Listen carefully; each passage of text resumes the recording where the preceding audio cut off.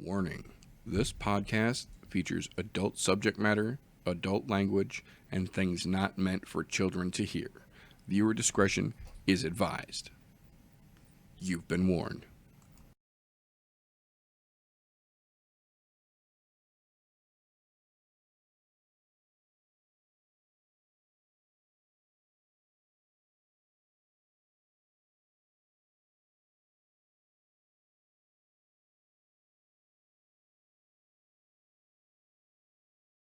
Great MMA happening that you just can't contain it within that weekend. You have to talk about it. And that's exactly what we're going to do here. This isn't a regular episode of I'm No Joe, because as you guys know, there's no UFC this weekend, and that's predominantly what we cover. Now, to be fair, there is a Bellator card this weekend, and we are going to talk about that in just a little bit.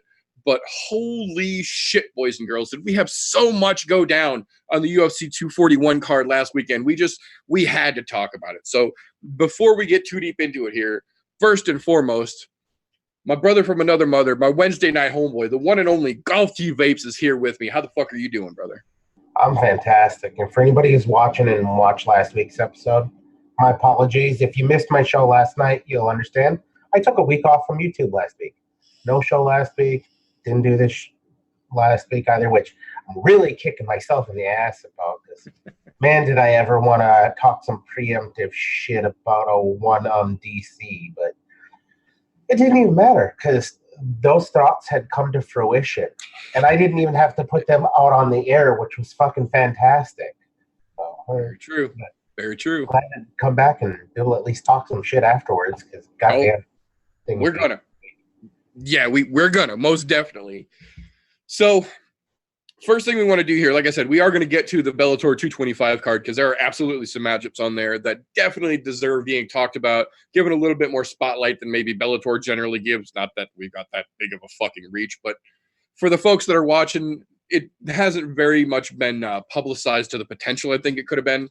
And I feel that that's mainly because of the headline. It's a headline that happened already but didn't happen already, and it's a weird situation. It's kind of a one-off, and not all the fights on the card are that exciting, so they didn't really have a whole lot to work with. But like I said, there's some stuff there, and we're definitely going to get to that.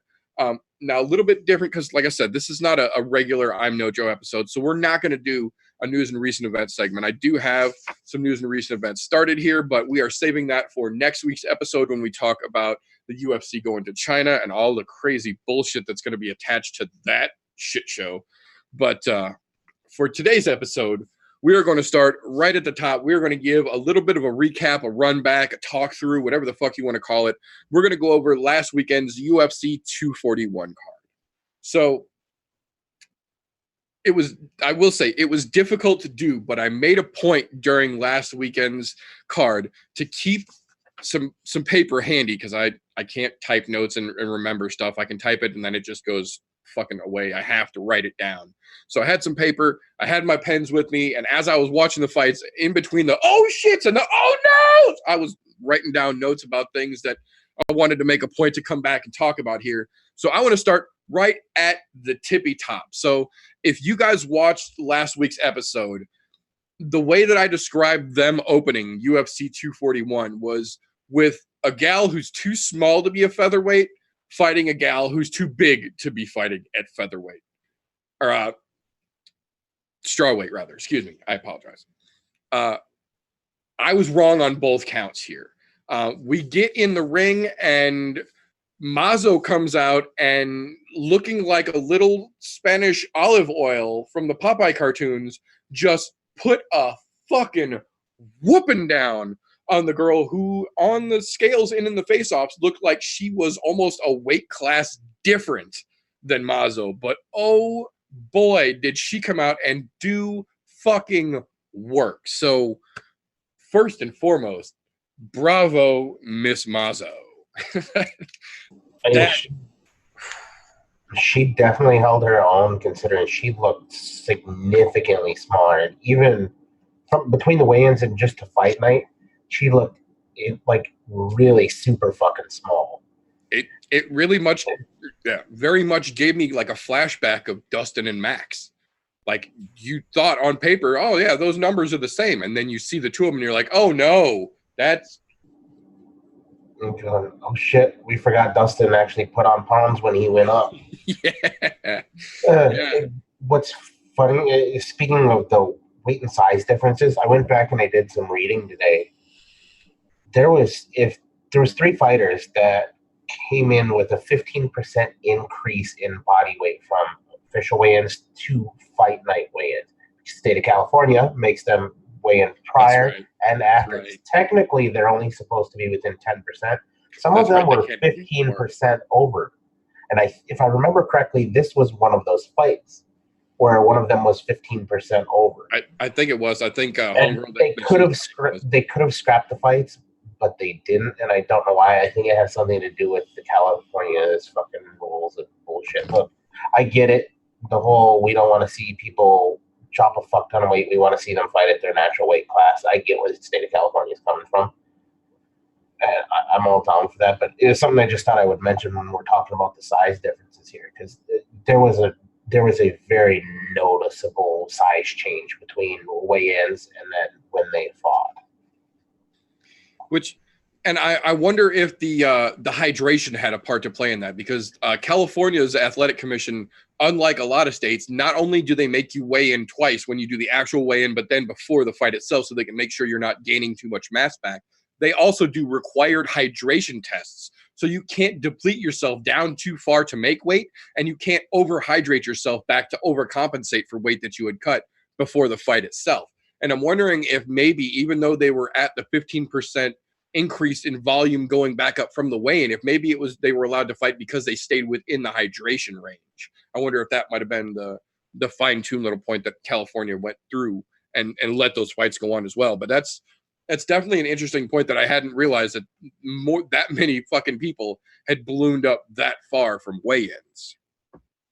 Yeah, and there was some notable names on the list. I don't remember all of them, but there was a lot of them that were 10% over, and there was quite a few of them that were pushing 15% or more. Jesus. There was three of them for sure that were over 15%.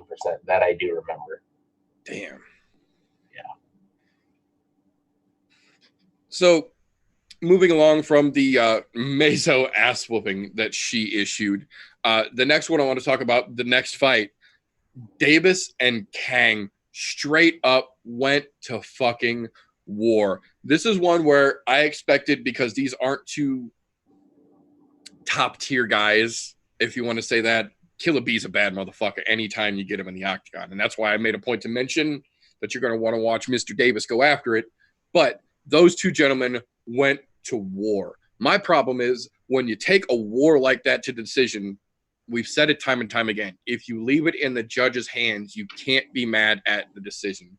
And I agree that is true to a point, but at the same time, we're going to talk about it a little more later on, but sometimes when you leave it in the judge's hands and you've done enough work, but the opponent was just too tough to put away, everyone understands that you won that fight, except certain UFC judges, apparently, because this one, I agree, it was an absolute war. Davis and Kang were going back and forth, but Davis was the aggressor. Davis initiated most of the confrontations. Davis had the octagon control, in my opinion. I feel like Brandon Davis won that fight. You know, I'm inclined to agree with you for a moment on this, but then I have to think like these judges do, to play devil's advocate here. This fight came down to takedowns. Yeah, very much. Because if it wasn't for the takedowns that Kang got, Mr. Perfect would not have won that fight. Don't get me wrong. They both did a bang-out fucking knockdown job, and it was fucking fantastic as a fan of the sport to watch.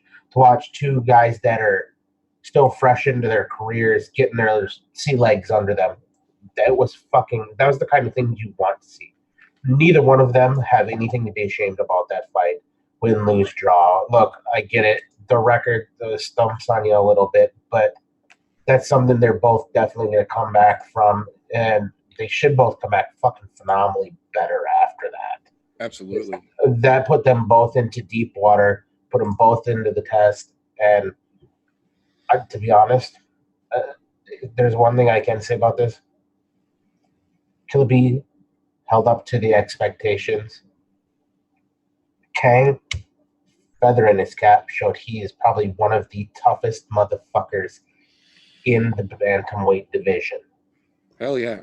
Because the amount of shots that he took and significant strikes that he took. Yeah, dude. The amount of I'll just stick it with the significant strikes. I won't say strikes in total because there was this huge difference in significant strikes. I think it was like 30 or 40 fucking difference between the two. But he took a licking and kept on ticking and kept fighting back. He might not have controlled the center, but in the judge's eyes, who's on top? That's their thoughts. Yeah, no, well, and takedowns, and that's what screwed Philippe on this one and leaving it with the judges. But when you're literally throwing everything but the kitchen fucking sink at a guy and you can't take him out, dude, there's not a lot you can do with that. I'm just saying, didn't Kang train with the Korean Zombie, if I'm not mistaken? He was one of the training partners, absolutely. Well, that unto itself, yeah, that unto itself should tell you a whole lot, because that dude is unfucking believable in his own right. And if you're going to be able to train and hang with that dude, that's, you know, in a real similar note, that's one of the reasons that everybody's real excited to see the potential matchup of Iaquinta versus Dan Hooker, because Dan Hooker is Adesanya's training partner. Now they're going to be fighting potentially on the same card at home. Like they say, steel sharpens steel, man. And these two dudes are both fucking iron going at it. Just fucking a thing of beauty. It really was. Yeah, it was beautiful, man. Yeah, fantastic fucking fight. I thoroughly enjoyed that one. That was one of the high points of the evening. There were so many good ones though, but it was hard to not say that didn't rank up there, considering it came off the fucking early prelims.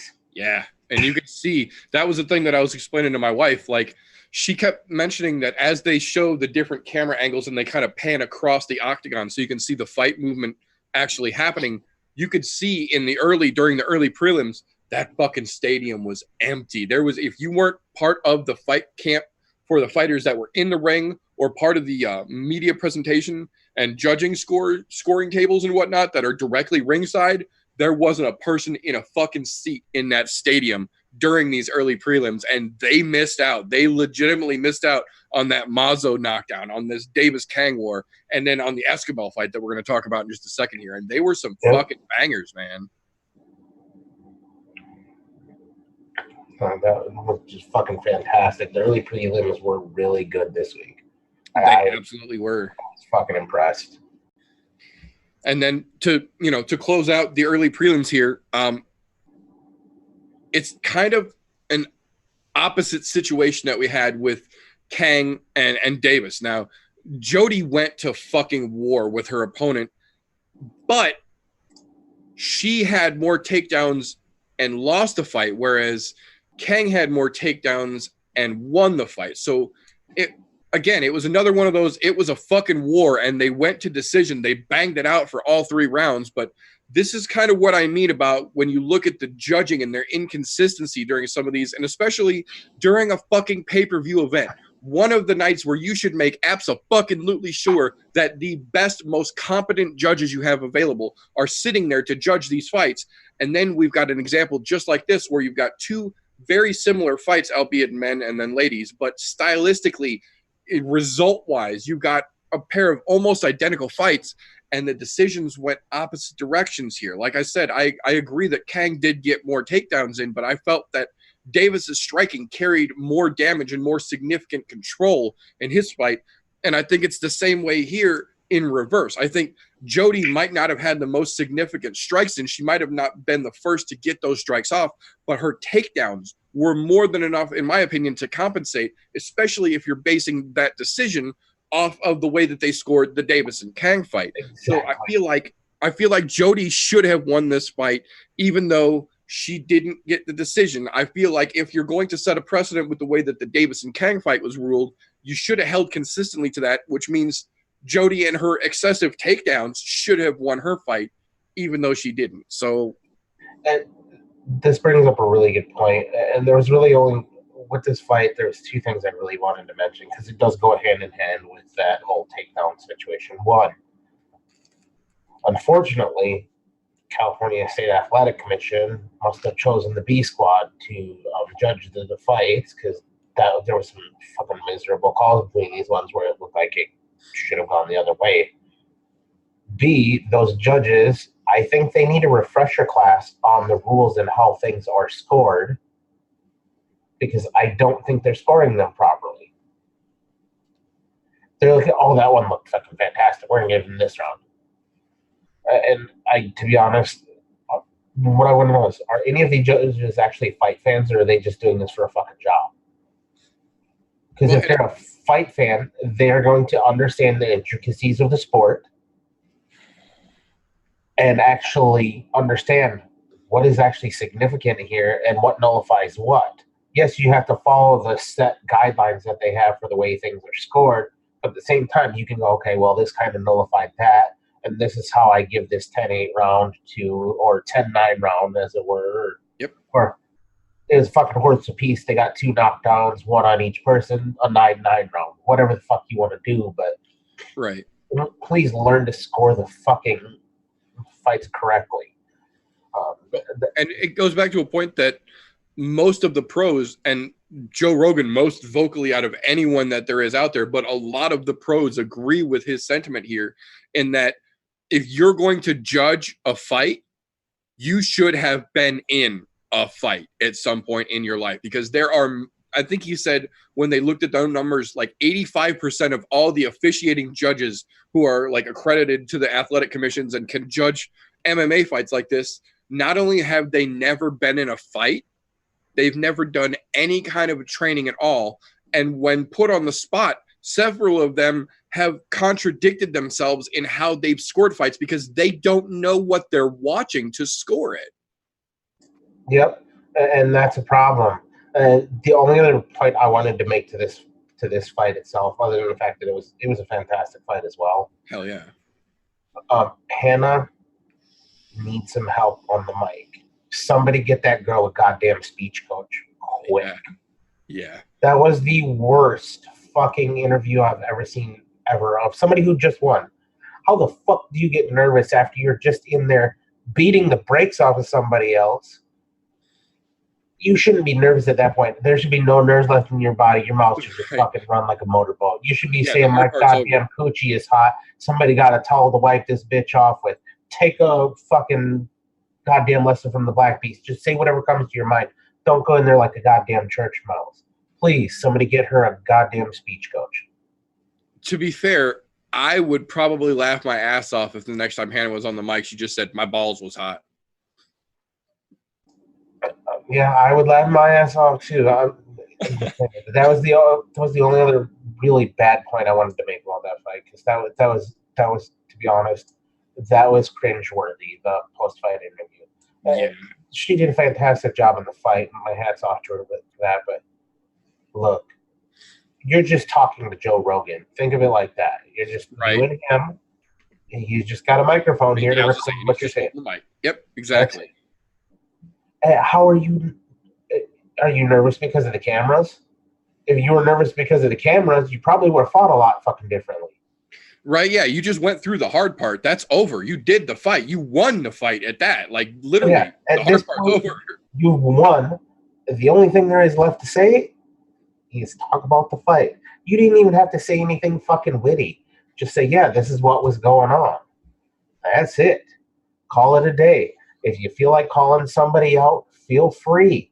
You don't have to, though. But please, for God's sakes, Dana, if you run across this, please help this girl with her speech. Get her some public speaking, because I think that's what scared her the most, is the idea she was doing this in front of public. Get a goddamn go to a speech class, take a public speaking course, go to your local community college and take one. In fact, Hannah, if you end up running across this and you want to go to a public speaking course through your local college, I will pay for that fucking course for you, because that was miserable to watch. It was rough. It was damn rough. No offense. You fought fantastically, but god damn. At that point, you shouldn't give two shits what comes out of your mouth. You should have at that point diarrhea of the mouth. You just open your mouth and shit falls out, and nobody's gonna think any different because you know what? You just got done fucking fighting for 15 minutes. Right. You put your work in. It's time to relax a little. So That's right. But fantastic job to both of those ladies. My hat's off to both of them. They both came to bang and early prelims. Fucking excellent this week. Just goddamn amazing. Like, made me happy I actually tuned in for the early prelims. Because there's some times where, like, the first fight, I'm like, yep, no, fuck this. I'll come back for the prelims. Yep. Yeah, there's quite often, especially with some of the fluff-filled cards that we've had recently, where I will look at it after we do the show, give it a secondary kind of preliminary glance, if you will, not prelim, but preliminary in the sense, look at the fights and just decide, I don't really need any of these prelim cards. I don't need any of these early prelim cards. I'm just going to make sure that I'm here when the main card starts, and when it's all said and done, I'll go back and watch the recap of the early fights. This is one of those weeks I'm glad I didn't. Yeah, I'm glad I did. To be honest, the only reason I actually watched the early prelims live this week, instead of checking to see if they were good and then going back and watching them, was just because the neighbors were over. We had a barbecue. Everything got done right at dinner time. Dinner time was right at the time early prelims started. So we sat around in the living room, ate our fucking dinner, and watched the fights. I'm glad we watched those ones. That was probably the best early prelims I've seen in I don't know how much fucking time. And yeah, they were fluff. But they were fantastic fluff. Yeah, they were good fluff this week. They were like fluffer gutter fluff. Yeah, we've had a lot of bullshit, meaningless, not genuinely worth being on an actual live card kind of fluff lately. And while this, I agree, was a little bit of fluff, this was fluff worth tuning in for, and it absolutely lived up to the hype. So moving along from the fluffy earlies here, we'll jump into the actual prelims, kicking that right off at the top. Casey Kenny versus Manny Bermudez was a beautiful back and forth situation that if you didn't watch that match, I encourage you to go back and watch that one, specifically to pay attention to resilience. Both of these gentlemen came in ready to fucking go, and both of these gentlemen clipped each other at several different points in time, but there was never a moment where either one of them was completely out. You would see, the ebb and flow. One guy would start to get the upper hand and it would go back, and then he would catch the other dude and slip back. And it was just, it's a perfect example of what I like to call a back and forth fight. It wasn't ever dominant by either one of them, but it was never an easy fight for either one either. That was it wasn't a barn burner like I expected it to be, for being that whole starter of the prelims card, and especially being bantamweights, you expect kind of a barn burner out of those guys. However, they did put on, from what I was watching, as being, they're still fairly wet behind the ears. And to be fair, they are both bantamweights traditionally, but this was a catchweight. They fought at 140 this weekend. This is true. They did catch at 140. I think that might have had a little bit of a factor to play in why it wasn't quite as much of a barn burner as we generally expect, especially opening the fucking prelim card, Granted, the one thing that they did both do, they both fought a very technical fight between the two of them, and it was really nice to see, and it was back and forth. It just made for a very enjoyable way to start the prelims off, especially being as they're going on the fucking ESPN. So this is when they're really trying to pick up their pieces and say, all right, come on, order this pay-per-view. We need these fights to do really well, which makes me wonder sometimes why they add so much fluff in these prelims. If you want people to buy a goddamn pay-per-view, right? If that's your selling point, the prelims on ESPN, I agree. You should put. I remember a day when sometimes the prelims were just as good as the fucking main card. Yeah. But I think part of that problem now is because, I think we said it a couple weeks ago, because we have something every fucking week, damn near. So fucking many, With the exception of this week, it's hard for them to fill cards with good, solid fights. Don't get me wrong. A lot of these fights have ended up being fucking fantastic to watch, but. Well, and I think part of this week, and again, this is pure speculation, unconfirmed by the UFC. But I think for my money, what it seems like, at least this week, the reason there's not a card is because if you look, especially with some of the fights that we're going to talk about in just a minute here, when you've got a big fight that has repercussions in a division, and then there's another fight that will have repercussions in that same division the week after or 2 weeks after, more often than not, the winner of that fight will go to wherever the other fight, the next following subsequent fight, is going to be, and be cage side. That way they can have their chance to be seen, possibly get interviewed by some of the press, and make their case for their potential next matchup. Whereas you've got China coming up, and China is literally going from California to China time is a whole complete day and change difference here. And with, there isn't really a traditional fight week this week coming up for China like we would normally have because of the time difference and the way that the fights are being put on. So I think that is at least a part of the reason why we don't have anything this weekend from them. And that's exactly right, because that following week, it's what do they say? Early fight time started like 5:30 Central Time in the morning. 5 a.m. Yeah. Go on. It's a good thing next week and Saturday we have plans to where I have to be smoking something, so I'll be up anyways watching them. You too? Yeah, but I'm not. Yeah, exactly. I'm right there with you. I'm picking up what you're putting down. Well, I might not be picking up what you're putting down, but I'm picking up what you're putting down. Hey, you pick up what I put down, and you'll be out cold at 5 a.m. I promise you that much. I don't think I would hang. I'm pretty sure that I've been able to do that since I was in fucking high school. Shit. Maybe we were doing an all-night drink-a-thon. Yeah, I could fucking hang there, but that's a whole different story. So that next week's definitely going to be different. But Kenny and Bermuda's fight, fucking fantastic way to start it. At least showcasing technical fighting. For where those guys are green behind the ears, they did put on a very technical fight, which was very enjoyable to watch as a fan. It might not have been the most exciting fight, but it was definitely very technical, technically sound to watch. And you could tell the game plans that both of them had throughout the fight. And you could watch them change their game plan on the fly, which was fucking awesome to see as well. Yeah, because even though they are both greener fighters, they both were very, very responsive to their corners, and they were both fighting a very technical and accurate fight. It wasn't a sloppy haymaker kind of little dude going in throwing crazy. They were both being very precise with their movement, very precise with their striking. It was a fun fight to watch for sure. And then speaking of fun fights to watch, holy shit. Talk about a crazy fight that did not go the way that most folks seemed to think it was going to go.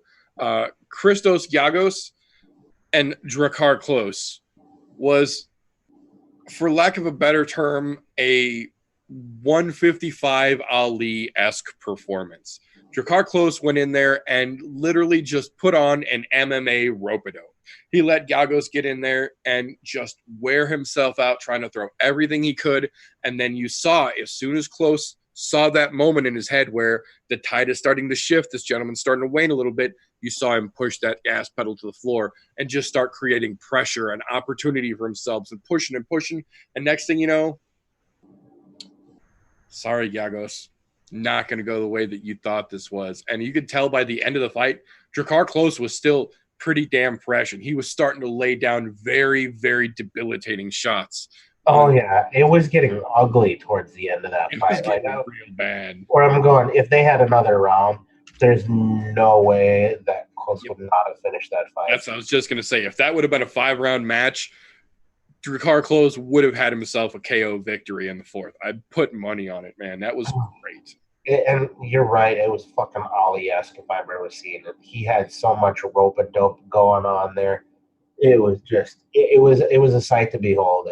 I thoroughly enjoyed that. I'm kind of mad it went to decision, but unfortunately, Giagos didn't gas out as much as I think Klose was hoping he was going to. Yeah. We all knew he was going to, but it just wasn't at that complete fucking shit tank that I was thinking was going to happen. But it was.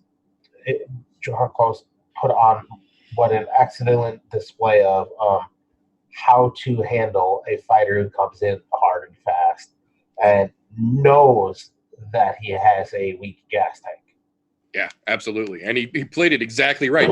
He never put himself in danger, but he kind of presented himself as a target, almost lulled Giagos into throwing more than you'd think maybe he traditionally would have. He almost made himself a little more open than he needed to be to kind of lure Giagos in, and it worked. It worked hook, line, and fucking sinker, man. So Fucking thing. bravo to Drakkar Klose, man.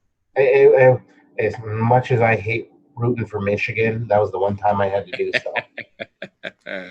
I mean, every once in a while, a dog will get sunshine on his ass, even if he doesn't intend it to. So, it happens. It definitely was Drakkar Klose's night for sure. And he looked phenomenal. My hats off to Drakkar. I can't wait to see what he does next because after that performance, oh yeah, he's got fucking just sunshine going forward right now. Absolutely. And now, talk about a fight that did not go as some folks planned or anticipated that it was going to here. We told you guys about this one. We told you that this one was going to be a fucking barn burner, and holy shit was it. Corey Sandhagen versus Rafael Asunciao. Now, for a good hot minute, and deservedly so, everyone and their brother was saying that Asunciao has to get the next title shot. He is the fucking guy at bantamweight. And then you saw Marlon come up and kind of change your mind about him, but, definitely still good. And then you see Corey Sandhagen, who's essentially rising out of the rank of prospect into the rank of legitimate contender here.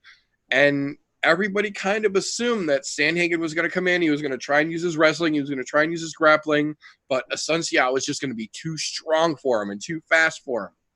Myself included. I was fairly confident that even though I had a feeling that, that we were coming into this where Sandhagen was hungry for sure, I thought without question that Asunciao's experience and his fight IQ were going to help him navigate the waters with this young man. And holy shit, was that not the case. Corey Sandhagen straight up outworked Rafael Asunciao for a full 15 fucking minutes to get a well-deserved decision victory, in my opinion, here.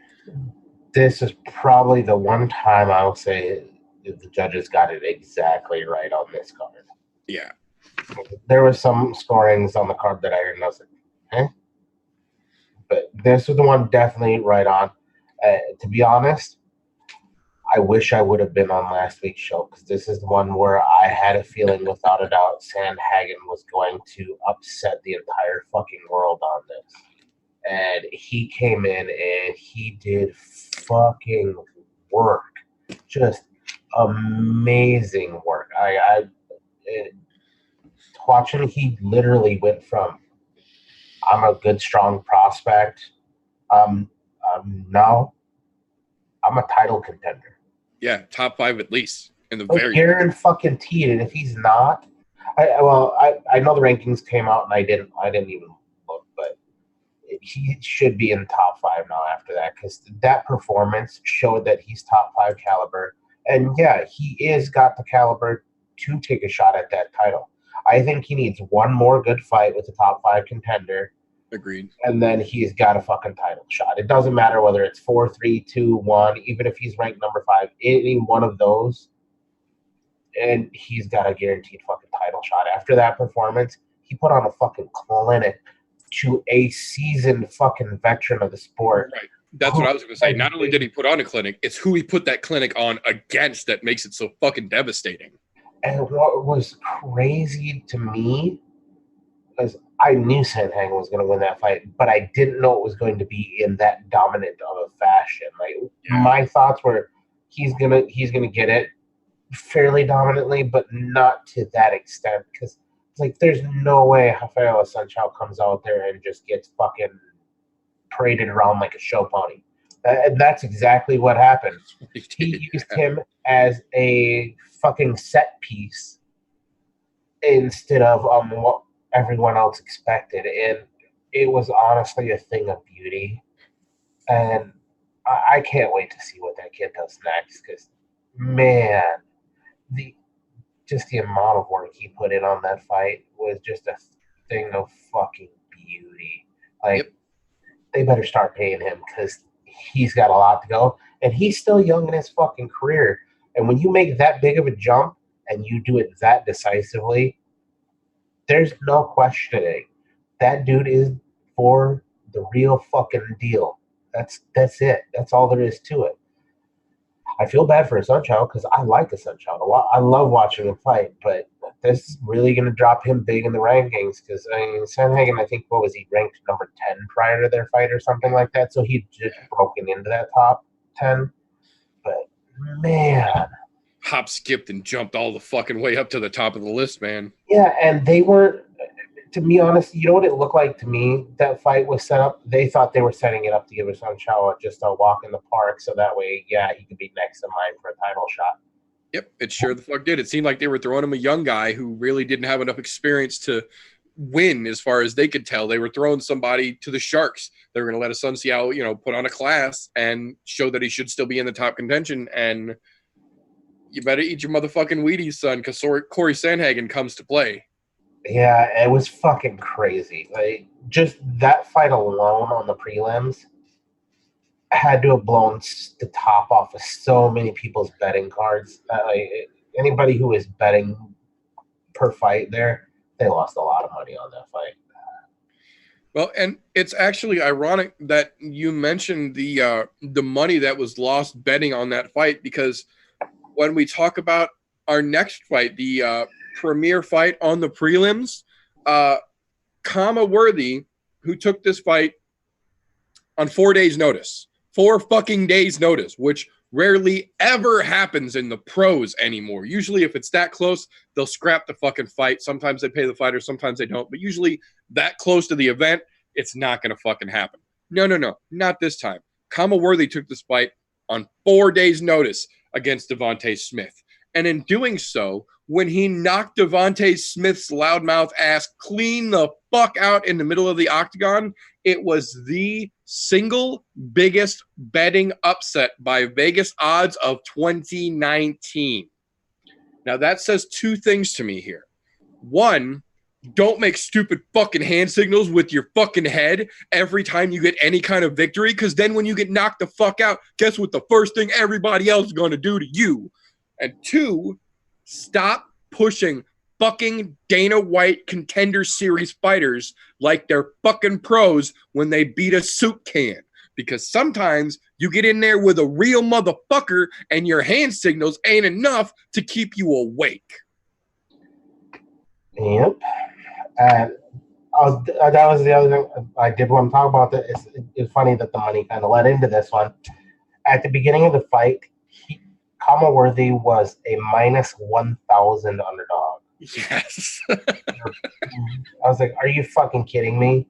And I was like, it was almost to the point of fucking Tyson Buster Douglas fucking. Yeah, dude. Exactly. It was crazy. Like, I was like, I'm thinking, there's no way these two used to be training partners. How the fuck are they going to even give him a minus 1,000? Give the guy some fucking credit. He used to train with them. They're friends. Yeah. Well, Kama Worthy didn't come into play. He came in to get fucking paid. Guess what? I'll take this fight on 4 days' notice, knock your ass out, get myself a fucking contract. See you back in the Contender Series, Mr. Smith. Yeah, and that's the other thing. If we don't find out that Kama Worthy gets, I know there's rumors, but if we don't find out for sure Kama Worthy that gets a contract off that fucking 4-day notice knockout against the big star of the latest round of Contender Series fighters, it's time to fucking grab our pitchforks, man, because they are still pushing this fucking Contender Series as if it was the Ultimate Fighter. Like, the thing about the Ultimate Fighter was that you didn't used to be able to get into Ultimate Fighter if you were a fucking soup can. You had to have some accreditation. You had to have an experience, and you had to be a legitimate talent, just not in the UFC yet. And it's like, that's not what the Contender Series is. So you can't treat it like the Ultimate Fighter. And they're still trying to, and then shit like this happens. The only thing that's going to make me really fucking mad about this, is if they go and put Devontae Smith in another featured prelim bout or something like Right. that. No, put him at the bottom of the soup can list, down Yep. in the fucking early prelims. Yep. Throw him back in the box of Or Misfit Toys. look, if you guys are really working on this new the new fucking Ultimate Fighter, send him to the Ultimate Fighter house. Make him work his Right. way back up. Damn right. Win 4, and then we'll talk again. Yeah, because to be honest, fucking trash. And to be honest, when I saw what he did in the Contender Series, I didn't think he deserved the contract. Yeah, not that fucking impressive. Exactly. And we were just talking about that before the show went live as well. They're treating these guys on the Contender Series when they win like they've just won a fucking legitimate title in the UFC. And the vast majority of the time, they're neglecting the fact that this is a soup can who just beat another fucking soup can. That doesn't mean they're UFC top title contenders ready. They're fighting for a chance to get into the UFC. But when they win by beating that other nobody, they're giving them the whole kit and caboodle razzle dazzle like they just won a fucking title. This is what you end up with when you do shit like that. Yeah, you get somebody who comes in on 4 days' notice, takes your knocks your boy to fuck out. fucking shows that it's rusty as fucking there's a hole in the bottom. Yep. Just saying that look, I appreciate the idea behind the Contender Series of bringing guys up that probably would never get the chance otherwise. Don't put them on prelim cards. Put them on early prelim cards. We need fluff. We get it. That's what the early prelims are for. Maybe even put them as the opening bout for the prelims, but not the featured prelim bout. To be honest, why the fuck was Sandhagen and Sunshine not the goddamn prelim fucking featured bout? I don't know. It doesn't legitimate make fighters. Yeah, legitimate fighters, not contender guys, not a last-minute fight arrangement. 2 legitimate fighters with recognizable names and ranks next to their fucking names get bumped off that premier fight for this shit. Which, in hindsight, I get it. I'm okay with it in hindsight because we got a fucking show and a display to talk about here. But there's no fucking way in hell you could have known that was going to happen when you put that fucking fight in that order. No, not a fucking chance in hell, especially on 4 days' notice. If anything, you should have thrown that to the back of the fucking pack on the early prelims, brought one of the early prelim fights up to the prelims, and just shuffled those a little bit. Yep. When you're replacing something like that, when you're putting a soup can against another soup can, no offense, Comworthy, you did a fantastic fucking job, and it was excellent to watch you knock that soup can off the shelf. Yep. But it wasn't something that deserved to be there. And don't get me wrong, hindsight, like you said, fuck yeah, it was a fantastic way to go out with a bang on the prelim, but there's no way in fucking God's green earth that you could call that again. You got a better chance of getting struck by lightning while bit by an alligator in Lake Michigan. There's no fucking way. I agree. Now, speaking of no fucking way, Derek Brunson spent the last week telling people that he understands that Ian Hamish was a strong contender and that he was real hungry and that he's, ready to win. But he said there's no fucking way that he beats me. And sure enough, we got a 3-round fucking war where Ian Hamish came in with all kinds of good ill intent for Derek and couldn't do a damn thing about it. Derek Brunson put on an absolute fucking display. He let Hamish come in and go crazy, and he did, very similar to the Drakkar close fight. You saw Hamish came in and was throwing everything in the kitchen fucking sink right out of the gate, and Derek Brunson knew better than that shit. He fucking stood there. He moved. He waited. He let Hamish wear himself out, and then he turned the fucking pressure up on him, and just like we saw in the Drakkar close fight, if your whole game plan is to come in and go blitzkrieg right out the fucking gate and you don't have the gas tank to go blitzkrieg for a full 5 fucking rounds, you're going to be in real trouble when your fucking gas tank empties. And that's exactly what we saw here. Granted, Hamish has a fucking chin and the kid's got heart, but heart and chin will not fucking save you if you empty the gas tank, especially against a guy like Derek Brunson, who's got the fight IQ to know that that's what you're going to fucking do. And Derek Brunson put on a damn good show. He went out there and he let Hamish come out, do his thing, try and throw all his fucking big guns, and show that that's not going to get you anywhere in the big leagues because you have to be able to go the whole time at full speed. You can't gas yourself out like a sprinter when you're running a marathon. Yeah, I can say I was surprised by this fight, to be quite honest, because it's been a while since I've seen Derek Brunson look good. Spectacular. To be honest, he's been kind of on that downward spiral that we worry about with a lot of those fighters, where they're getting to that midpoint in their career. Are they going to get any better, or are they not? And he didn't look so hot for a while. He took a couple L's, and all of a sudden, if I would have been here on the panel last week, I would have called Ian Heinisch to win this fight. And that's because seeing how hungry he is, what he was doing on his way up so far, he's been doing fantastic things. However, Derek Brunson looked like the Derek Brunson that first came into the UFC on the fucking train last night. Like, he on that hype train. I'm like, did the hype train just get back on the tracks? It seems to be rolling again. That's for damn sure. Yeah, Saturday he looked fucking fantastic. And I was like, where the fuck did this come from? Where have you been hiding this shit? Has it been that just the people you have been fighting are that much better than you? Or have you just been that fucking sloppy about your preparation? Because he has the fucking obvious toolbox, fight IQ to be up there in at least the top 10. But easily top 10. It just didn't look right to me prior to that fight, and then all of a sudden, I don't know, maybe it's because Heinisch just wasn't ready for that step up in the game yet, or if he came in overly fucking confident. Which, to be honest, that's kind of what it looked like. The way that he was fighting was, that's what I was gonna say. It sure seemed like he was way fucking overconfident. Like he was underestimating Derek Brunson, and that's never a good idea. It's never a good idea to overlook any fucking opponent. Least of all, Derek fucking Brunson when you're still the new guy. Yeah, and don't get me wrong, I'm fucking happy that Derek Brunson won, because I do like watching him when he's fighting well, because he's a fantastic fighter to watch. You can see his toolbox in action. You can see his IQ working while he's making decisions on the fly during a fight when he's fighting well. This one, I was quite surprised that he actually came out and did work like that. And what's really funny is, if I remember correctly, he was actually the underdog in this fight. Mr. Brunson was. Yep. They were pretty much all the early vocals were calling this is going to be a Heimisch runaway. Yep. And I would have been one of them had we been on the fucking show last week. I would have called Ian Heinisch on this fight, no problem, because of the way Derek Brunson had previously looked. After this, I'm going, maybe this is that switch he needed to get himself back into that fucking I can do this mode. Right.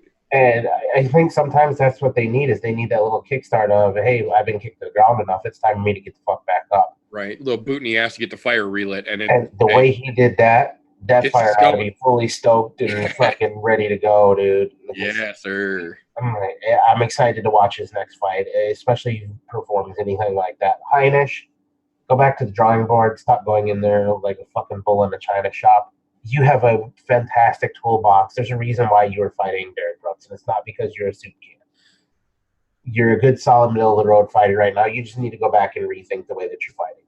Just fine-tune shit a little. Yeah. Yeah. Take fine-tooth comb through it and pick out the bad shit, and you'll be right back up there in no time flat, because you have a lot of fucking potential. I will say that right out front, because I called you to win the fight, even though I wasn't on the show last night. I said, well, we were sitting there, and then I was surprised at the end. I was like, probably goddamned. But man, fucking Derek Brunson on fucking fire on Saturday, dude. Hell fire. Yeah. Well, and speaking of on fire, as if we needed a better fucking segue, there is one person since I have started this, well, it's long since before I started the show, but as long as this show has been a thing, I have taken every opportunity I have gotten to sing this man's fucking praises for a fucking reason. Much as I talk about how the Contender Series is fucking garbage and they are mishandling it on an atrocious level, there is one man who has come out of that fucking series, who has proven to be what they should be doing every fucking time in terms of the guys that they promote and the guys that they give contracts to coming out of Dana White's Contender Series. And that is Sadiq Youssef. Super Sadiq is the fucking benchmark by which all other Contender Series winners should be fucking measured. This gentleman didn't win his Contender Series fights. He dominated his Contender Series fights. And he hasn't won since he's been in the UFC. He's fucking dominated legit competition since he's been in the UFC. He's a great fighter. He's a good person. He's charismatic, and he's clean on the microphone. He can speak well when the press is there and the lights are on him. That's everything you want in a prospect and a potential future champion in mixed martial arts. And Sadiq Youssef proved exactly that last Saturday against Gabriel Benitez in that stone cold fucking knockout.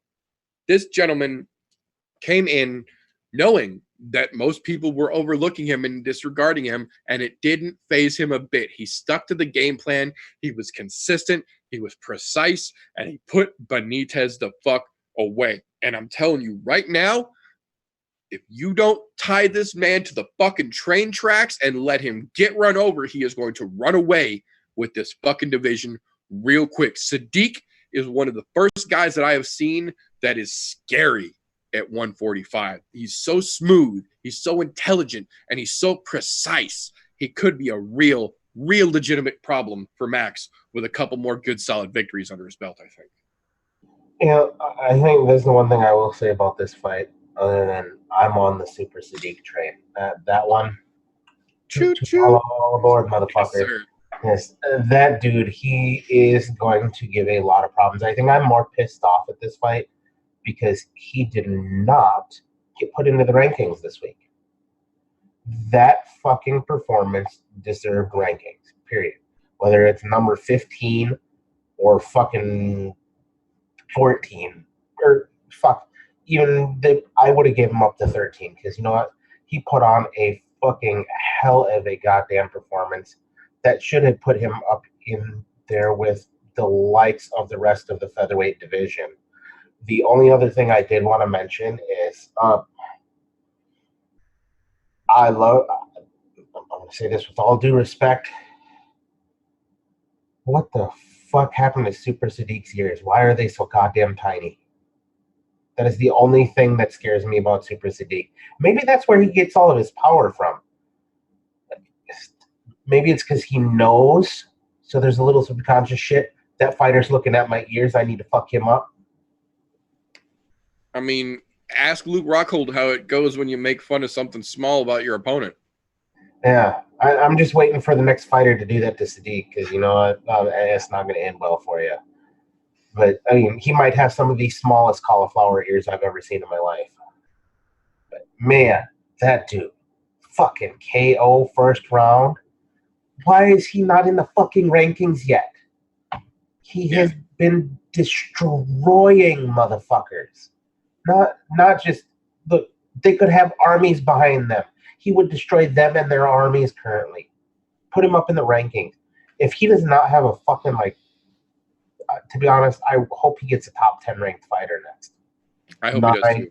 9, 10, 8, somewhere in that realm. I don't expect a 6 or a 7 or anything like that. But an 8, 9, 10 ranked fighter, okay, maybe I'll take an 11 on here. But that dude is fucking well in range and deserving of that fight right now. Yeah, he needs a number. That's for damn sure. Top of the stack, but he definitely deserves top 10, maybe top 12 at the max. But he definitely, and he should have been fucking ranked after that, because you know what? There's no other featherweights that have put on a show like that in a while, to where it's that first round just go, and I'm out, deuces. And right. He had plenty more to give. And it wasn't that it wasn't like it was a lucky knockout either. Oh no, he paced it out, he took his time, and he marked his fucking shot and then put it there. He was literally fucking working Gabriel Benitez the entire time. It wasn't a matter of if, it was a matter of when. Normally I say it's not a matter of when, but it's a matter of if it happens. In this case, no, it was the other fucking way around. Super Sadiq is the fucking truth. Y'all need to take note of this if you don't know already. I agree. And there's a reason that I scream his fucking praises every time I get a chance. And I'm thoroughly convinced that if they're going to keep the Contender Series around, that's your benchmark. That's your fucking example. That's the bar that has been set. If you can't come in at his fucking level, you don't get a contract as far as I'm concerned. You're not ready.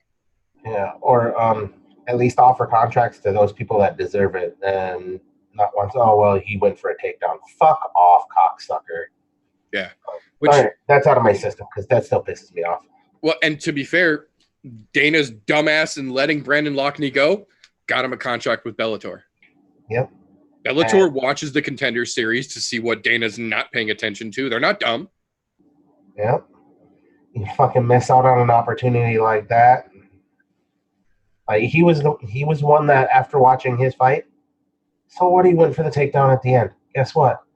There was no fucking way at the end of that fight that he was going to end up fucking knocking that guy out. That's all there was to it. I mean, well, and on the same token, there's no way that you could have at any point considered him losing that fight. He won that fight from start to finish. The fact that he went for that takedown at the end to make sure that he was ahead on points, knowing that it wasn't going to be a knockout finish, doesn't seem like a thing that's not contract worthy to me. That seems like an intelligent fighter who doesn't want to take more fucking brain damage than they have to, knowing they've already got a secured victory, which is what you would think would be the smart move for fighters to make, considering that CTE is a fucking thing. You don't want to get your brain rattled more than you have to when you punch people for a living. Yep. And not to mention, the fucking Dana was smart. He would have looked at it and he would have, you know what? That's fantastic, because that's the kind of fighter I want to have, because they're going to be around a long time, which means I can build them up. Exactly. And guess what? If they lose a step in there somewhere, they can still be in that middle row and still have time to come back because they're a coherent thinking fighter. But now, well, you weren't going for finish. Look, I get it. You're catering to the people who are casual fans. That's all that is. You're catering to the casuals because you want to get them on board to become hardcore fans. Look, don't cater to the fucking casuals. They're not the ones who pay the fucking bills. And they'll learn on their own. They will. Because, you know, your casuals, they'll tune in because their buddy's having a fight party. So when they're wanting to chat with everybody and everybody else is watching the fight, they're going, okay, maybe I'll fucking sit down and watch this. And they'll realize, man, this shit really is as good as they talk about. So don't cater to them. Cater to those of us who actually enjoy fighting for what it is and the intricacies that go along with it. Well, and ironic segue, speaking of catered fucking fights here, Yoel Romero versus Paulo Costa. To be fair, this was a fucking 3-round war.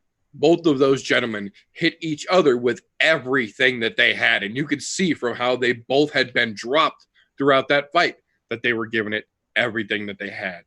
But if you can watch that fight and watch the result and then watch Paulo Costa's post-fight comments and tell me that doesn't seem a little bit preoccupied or predetermined,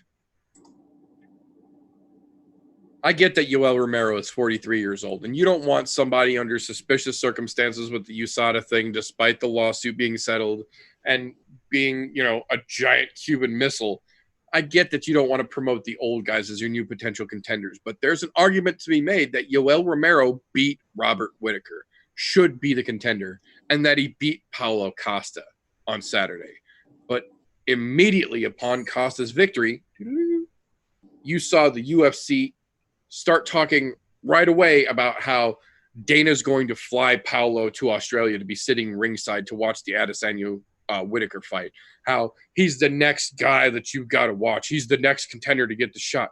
How? He barely got a questionable decision against the guy who arguably beat Whittaker last time and arguably beat him here. It seems like Dana's up to a bit of his fuckery again, and he's trying to handpick who's going to be the star instead of letting the people whose performances speak for them make themselves a star, which is, I feel, part of the reason why fans like us talk so much more about guys like Super Sadiq than the UFC does. And then on the opposite side of that coin, we don't spend much time talking about Costa because he's not great on the microphone. He's kind of a fucking douchebag. He's got a lot of soup cans in his fucking record, and he talks a lot of bullshit. But Dana sure fucking loves him all of a sudden, and he's making him out like he's the next big thing. So, yes, he did technically get a decision win over Yoel Romero, but it's a very controversial decision win. And it's not in any way, shape, or form the type of win that you should be bragging the amount that he is at this point.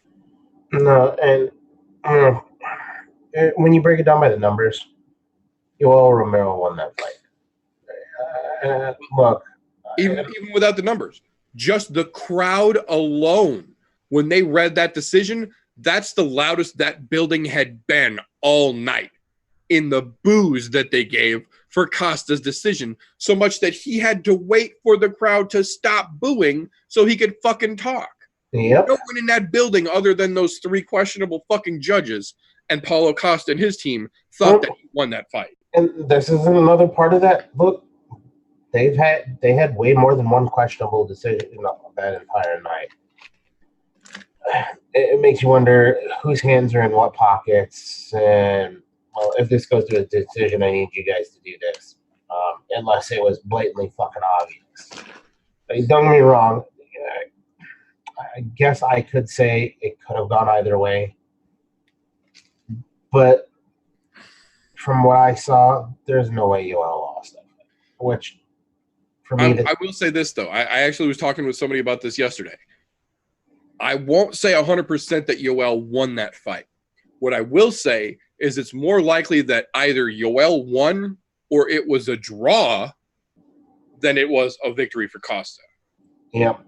I'm more inclined to say it was a fucking draw than anything. Run it back.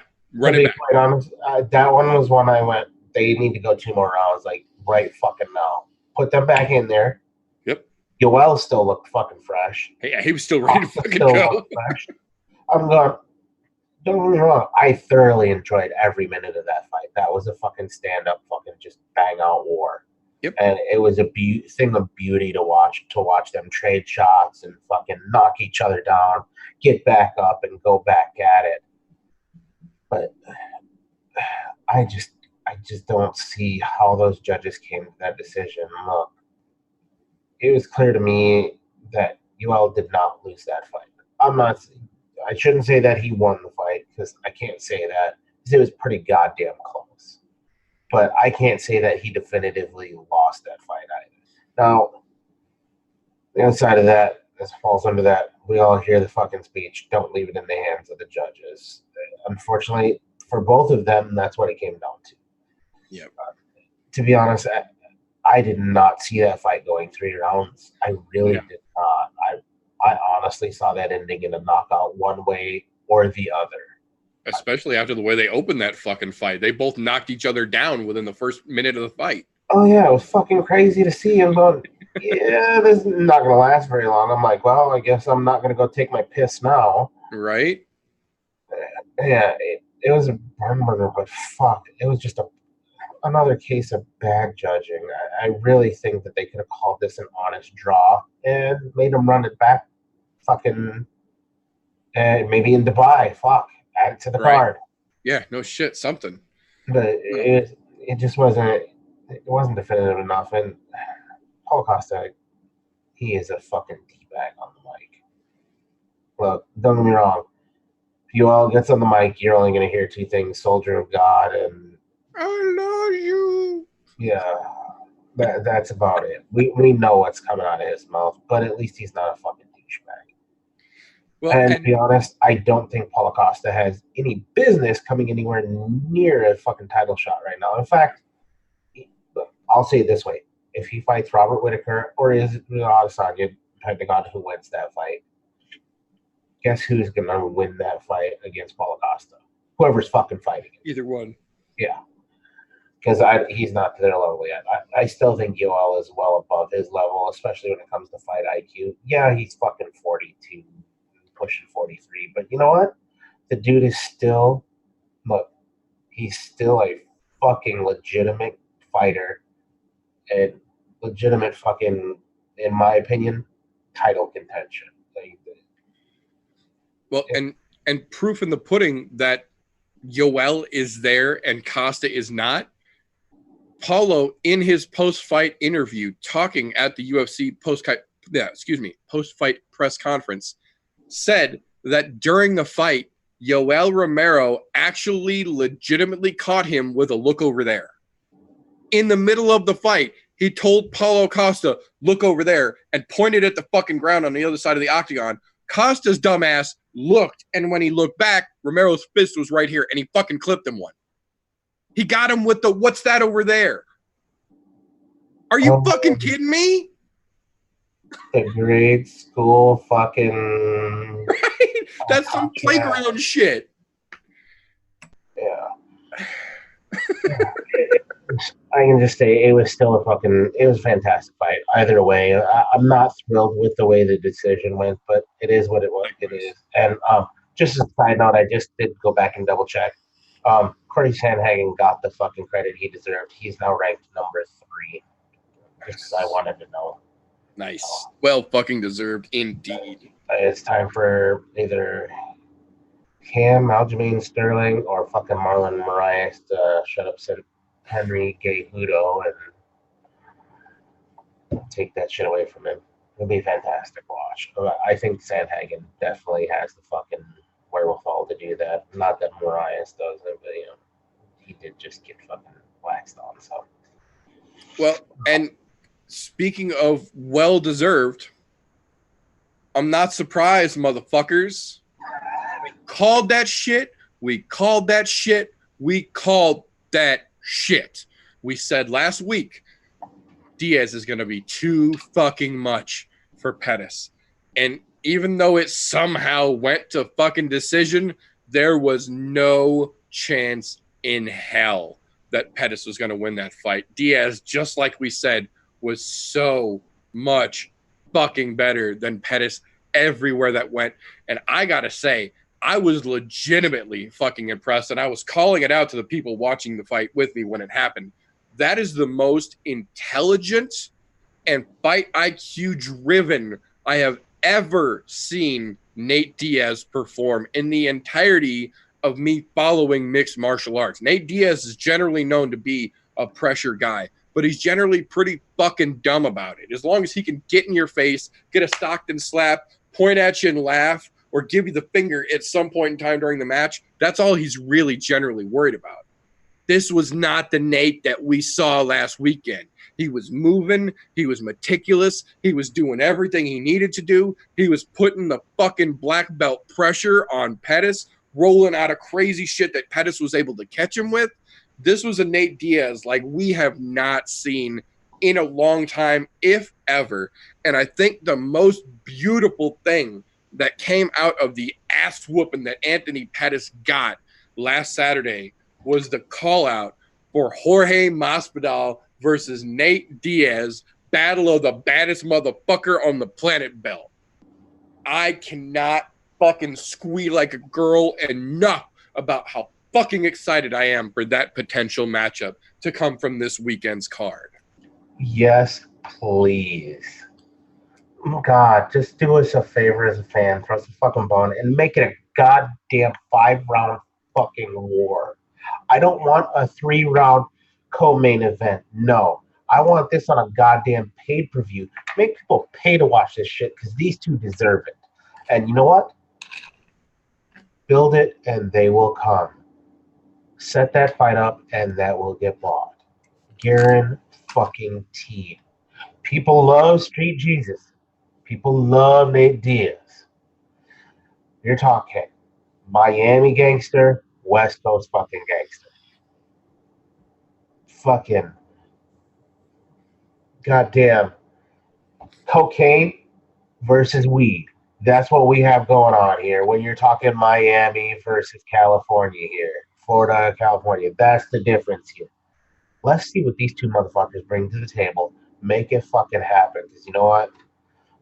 I'm completely skipping over this fucking fight that just happened, and I'm going straight to this because if it doesn't happen, I'm going to be so goddamn thoroughly pissed off. It's unbelievable. I think the only other thing that makes this fucking any better is since I had the rankings pulled up, I looked. Nate Diaz is now ranked number fucking 7 in the welterweight division. He went from not ranked to 7. That's not a bad fucking jump for one night's work. No, and you know what's funny is they didn't drop him off the rankings too long ago. It wasn't that long ago that he got dropped off the rankings. It was only a couple months ago, if I remember correctly. Yep. Yeah. Dude, he hasn't lost a step. And everybody thought he was going to have lost a step because he hadn't fought since the second fucking Connor fight, which he very well could have had the win there as well. That was another one of those that toss-up decisions. But either way, let me get back on track here. His fight with Pettis, he looked fucking phenomenal. Look, I love Anthony Pettis. The dude is a human highlight reel when it comes to mixed martial arts. On the other side of that, I'm also a realist. I love the guy because he's from Wisconsin. I'm a Wisconsin native myself, so there is a little bit of hometown pride there. Kind of the same thing that goes with another heavyweight that just recently got his ass whipped as well. But it was a thing of beauty to watch Nate Diaz work. I'm a big fan of Nate Diaz. I always have been. Between him and his brother Nick, dude, what I would give to see Nick back in the fucking octagon as well. But that shit ain't gonna happen. I know better. We can't have our cake and eat it too. Unfortunately, this doesn't come with the territory here. But I'm saying big things for Nate Diaz. If he wants, and I say if he wants, because you know what? He is not a fighter that has ever been driven by the sport. It's what he wants to do when he wants to do it. That's why we don't see him fight for days on end, or I won't say days on end, years on end. There's fights out there for him, but for him, they don't make sense. He wants to fight what makes sense to him. Jorge Masvidal, he knows that dude's a gangster. That makes sense to him. He wants to see who the realest motherfucker is. After that, is he going to want to beat up Colby Covington? Does he want to beat up T. Woodley? Does he want to beat Amaro 1/3 Usman? To be fair, at the post-fight press conference, someone asked him what he thought about potentially fighting Colby Covington next. And Nate's response was, who? And they said, Colby Covington. And he said, at what weight? And they said, at welterweight, at 170. Nate's response was, I've never heard of the guy. I don't know who the fuck he is, so I'm not going to take that fight. That doesn't make any sense to me. Exactly. Fantastic. And that's one of the things where that'll probably get Colby riled up because, oh my God, he talked bad about me. I need to come to his next fight with a megaphone and talk shit with my MAGA hat on. But I dare you, Colby. I fucking dare you to show up. What you don't know is that whole crowd is full of his gangsters, and they're gonna fuck you up for him. You won't make it out of the fucking arena, son. I think my favorite part of all of this is, other than the fight was fantastic, it was brilliant to watch. I will give credit to Pettis. He hung in there a lot better than I thought he was going to. But I think the best part of all of this is Diaz afterwards, just nonchalant about everything. And the best call out of all fucking time. And then the best, if you watch the fights, if you didn't get to watch this, you missed this. They were panning over to Street Jesus Jorge Masvidal during his post-fight press conference as he was calling him out, and he's smiling, nodding his head like this. Like, yes, that's fucking dude. And it wasn't he wasn't fucking degraded by it and anything. He wasn't degraded. He was calling him a fucking gangster as he is. Yeah, he gave him props for it, which is the best way to make a call out ever. Give him props that you'd like to fight him because he's a badass. I think the only thing that makes this any better is he made that fight happen. Guaranteed this fight happens. I'm not even going to say that I think it's not. I know this fight will happen. Do you know why? Where did Jorge Masvidal come from before the UFC? Before MMA? He was in the fucking streets with a one Mr. Kimbo Slice. Ponytail, I used to call him. Fucking bare knuckle boxing in backyards. Yep. Dude, you want to get called out? You do it in that kind of fashion, you get those kind of guys to come fight. They will fight. You give them respect. Yeah, they're going to come fight you. They're going to come through. They're going to go to fucking war. And it is going to be a fantastic fucking war at that. Look, whoever wins that fight, it doesn't matter. To me, both of them, it's going to just be excellent to watch. The hard part for me is who do I fucking root for? Because I want to root for one, but I want to root for the other two. So talk about a fight that's hard to call. No shit. It's between those two, I'm like, you guys they're literally cookie cutters from opposite coasts, in my opinion. Like, yeah, their skill set's a little different, but they're the same type of fighter, which is fucking crazy. And are either one of them worried about the belt at this point? Fuck no. Because they know this is the fight that makes way more money than Kamara, Tyrone, Kobe who? Right. Well, and even Masvidal has said that in the interviews that he's done since this weekend, where he's talked about he is 100% open to this fight. He loves the way that Nate called him out, and they have mutual respect for each other. So he is absolutely willing to go in there and make this fight happen, because he has said for the last, how many fucking weeks since the Askren KO that the only thing he is interested in next is a title fight or a big money fight that makes sense to take before he accepts a title fight. This, he has said, is one of those exact kind of fights that make sense to him, and he is willing to wait on his title shot if this is the kind of fight the UFC is willing to make for him next. So when you got two guys who are this legit and this equally interested in a matchup like this, and the fans are fucking ecstatic about it, how can you not make this the next big fight? How? You have to. The only thing that made that any better was after the call out, the fucking crowd erupted during the call out for specific call out, because they knew. The on-hand crowd was like, fuck yeah, make that fight. Yeah, I think what was funny is I think Joe Rogan was trying to hold down his excitement about that call out too. He had to be a little excited about it, and he even talked about it in his podcast afterwards. Yes, he did. I'm just saying, it's fucking fantastic. I just can't wait to see. It's going to happen. It's just not a matter of, I would say it's not a matter of if. This is another matter of a when case. And again, great segue here. Just like we've been saying, it wasn't a matter of if, it was only a matter of when Stipe got his fucking belt back. And guess what happened on Saturday night? Now, to be fair, for whatever reason, it took Stipe 3 rounds to turn the fuck on and actually be present in the fight, because DC, as much as I don't like that fat shit talking bitch, was starting to run away with the fight.